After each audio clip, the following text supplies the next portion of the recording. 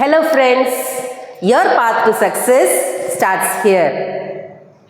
இன்னைக்கு வீடியோவில் நம்ம see, look, watch இந்த 3 வேர்ட்ஸுக்கும் உள்ள டிஃப்ரென்ஸ் என்னன்றதை பார்க்க போகிறோம். நம்ம தமிழில் படிச்சிருப்போம் இல்லைங்களா, ஒரு பொருள் தரும் பன்மொழி அப்படின்னு படிச்சிருப்போம்.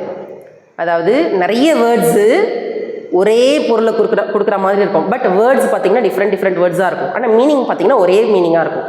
அதே மாதிரி இங்கே சி அப்படின்னா என்ன அர்த்தம்? பார்க்கறது.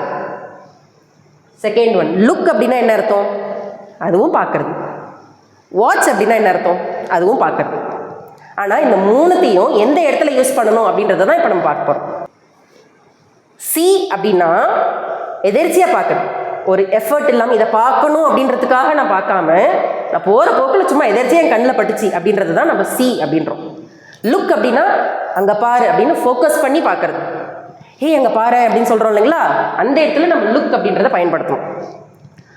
அதை பார்த்தியா அப்படின்னு கேட்கும்போது சீன்றதை பயன்படுத்தணும். இங்கே பாரு அப்படின்னாக்கா லுக்குன்றதை பயன்படுத்தணும்.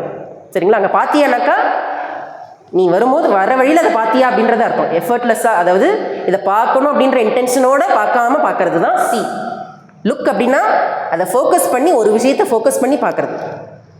வாட்ச் அப்படின்னா அப்சர்வ் பண்ணுறது. அப்போ அதாவது ஏதோ ஒரு பொருள் மூவ் ஆகிட்டு இருக்குது, அது மேபி மூவிங் பிக்சராக கூட இருக்கலாம், மூவி பார்க்குறதா இருக்கலாம், இல்லை பசங்க விளையாடுறதா இருக்கலாம். மூவ் ஆகிட்டு இருக்கிறத பார்க்குறது தான் நம்ம வாட்ச் அப்படின்னு சொல்லுவோம். இந்த எக்ஸாம்பிள் பார்த்தீங்கன்னா இன்னும் தெளிவாக புரியும். I see a man walking on the street. ஒரு ஆள் ரோட்டில் நடந்து போனார், நான் பார்த்தேன்.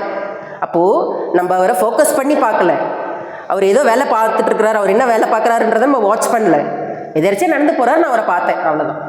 அப்போது சி. அடுத்தது பாருங்கள், I saw the newspaper outside.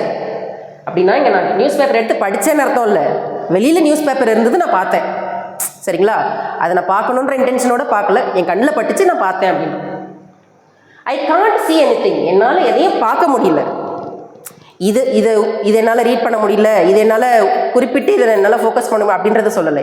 என்னால் எதையுமே பார்க்க முடியல. மேபி அந்த ரூம் டார்க்காக இருக்கலாம், இல்லை எனக்கு கண்ணில் பிரச்சனையாக இருக்கலாம். அந்த மாதிரி என்னால் பார்க்க முடியல, இல்லை என்னால் பார்க்க முடியுது அப்படின்றத நம்ம சீன்றதை பயன்படுத்தும்.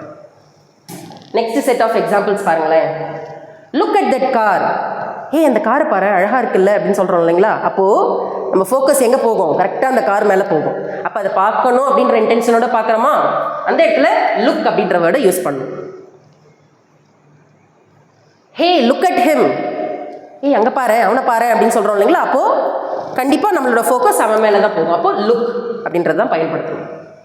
தென் look at that blue bird. அந்த நீல கலரில் இருக்க பறவையை பாரு அப்படின்னு சொல்கிறோம். அப்போ எதையோ ஒன்றத்தை ஒருத்தவங்க பாரு அப்படின்னாக்கா கண்டிப்பாக நம்ம ஃபோக்கஸ் அங்கே தானே போகும். அந்த இடத்துலலாம் நம்ம லுக் அப்படின்றத பயன்படுத்தணும். நெக்ஸ்ட் செட் ஆஃப் எக்ஸாம்பிள்ஸ் பாருங்களேன். To you want to watch a movie?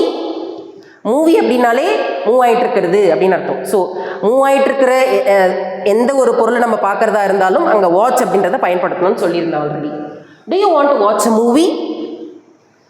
I watch his dance performance. அவன் டான்ஸ் பண்ணுறதை நான் பார்த்தேன். அப்போது டான்ஸ் பர்ஃபார்மன்ஸ் அப்படிங்கிறது ஒரு மூவிங் ஆக்டிவிட்டி தான், அதை நான் பார்த்தேன் அப்படின்னும் போது watch. Watch him kick the ball. அவனை பார் அப்படின்னாக்கா லுக் அட் ஹிம்.